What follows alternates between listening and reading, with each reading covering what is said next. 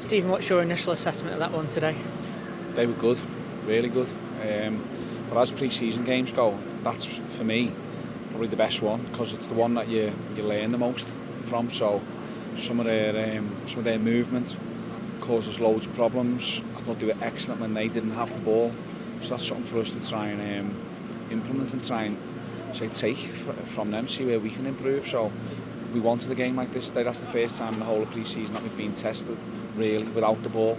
And it asked us loads of questions. So yeah, I was made up with the game. Obviously not made up to lose the game, but something for us to definitely learn from and improve with. What did you make of your own team's performance today? I thought we weren't great with the ball. That was probably our criticism. But again, it's probably down to their press. Anytime we got into a sort of a 1v1 situation where our players had an opportunity to face up, we lost it. So we wasn't brilliant with the ball. We had a couple of half chances that one late on, couple in the first half. So, but against a really difficult team, so these are the top sides, saying to the lads that you won't play many teams in the Championship that are as good as that. They'll go toe to toe with most Premier League teams. So it was a really tough game, and one in the long run that'll be worthwhile for us. What are your thoughts on the red card incident in the second half?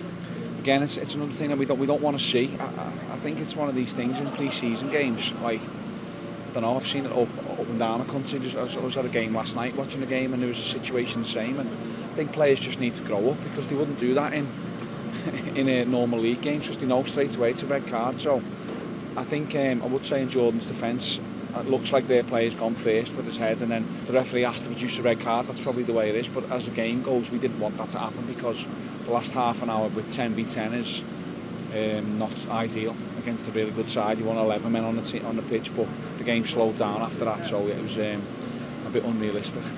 Sam Gallagher came off in the first half. What's the latest on him?